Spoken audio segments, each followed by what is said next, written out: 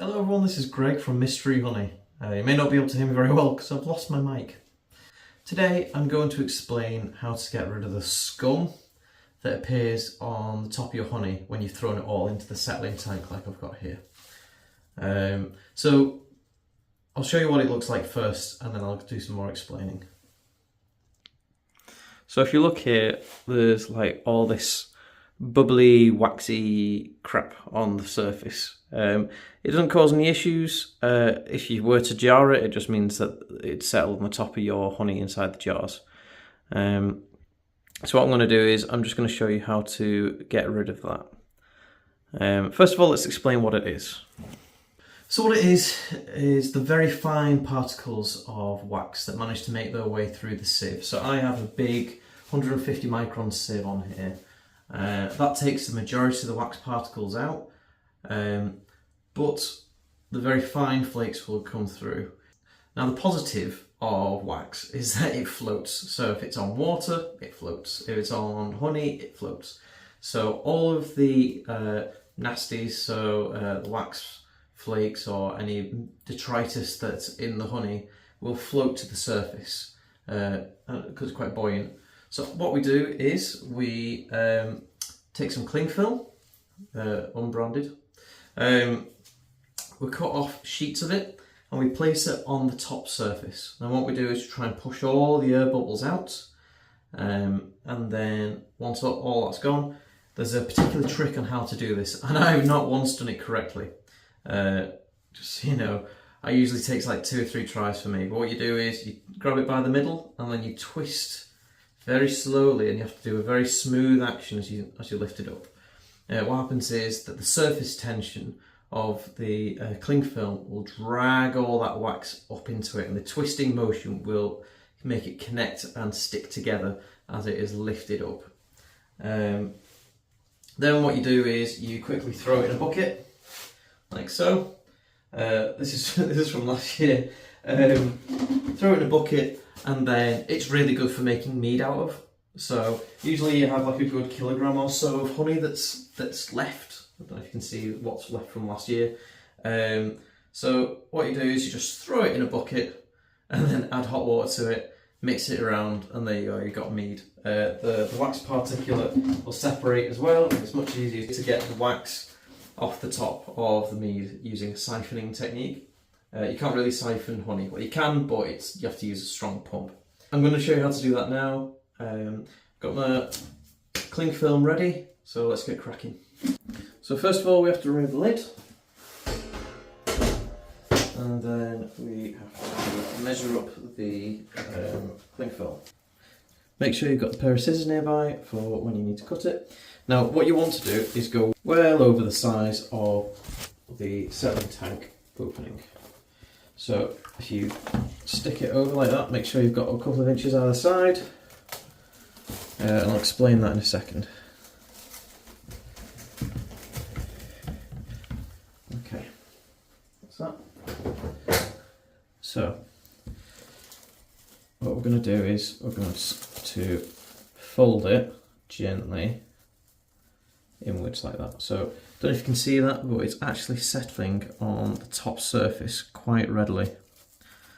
Now this is all wax on the top here. It's almost about a centimetre thick layer because I've done so many supers. God knows how much the big boys, the proper beef farmers, have on top of those settling tanks if they use settling tanks like this. It's probably about a centimetre, as I said. So what we're doing is we're just lifting it off the edges here, and then we're poking around it. Just prodding it, trying to make sure that we're teasing any air bubbles out. Now, sometimes you can get a stage where,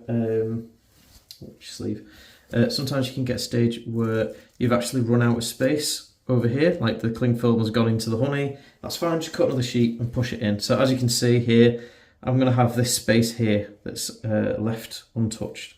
I've got another sheet, and all I do is just lay it over the top and do the same thing. Push it all down so it's all got full contact with the wax on top, and try and get rid of any air bubbles. So I don't know if you can see, but there's an air bubble here, so I'm just going to try and tease it out if I can. Sometimes you can't, sometimes you can.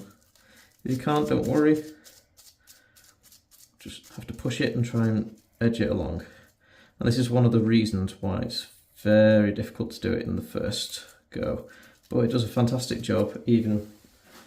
Oh, so right, okay, I'm just going to keep going. So where are you? There you are. Just keep pushing it in, gentle.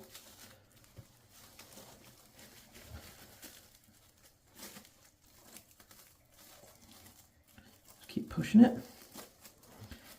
Now it's very awkward because I've got a camera in the way, so sorry if my arm gets in the way of you. Just keep pushing.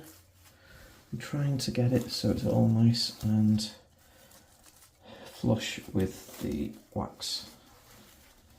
So I may have a little bit missed here. What I can do is push it, and as you can see there, it's already pulling the wax with it. So as I pull it, it's clearing the wax away and attaching to the honey.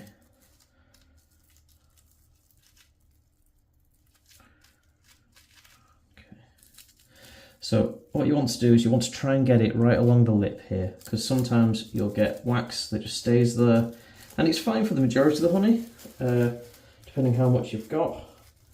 But sometimes if it comes to the end, you have issues with wax particles going into your jars, which is, again, is fine.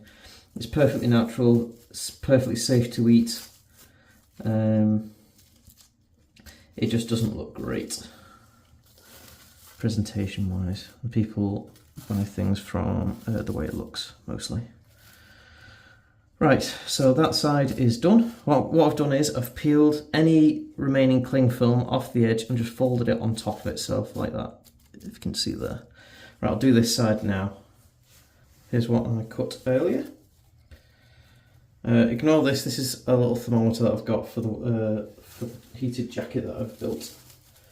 Unfortunately it floats on top of the wax, so I need to get rid of the wax before I can sink it.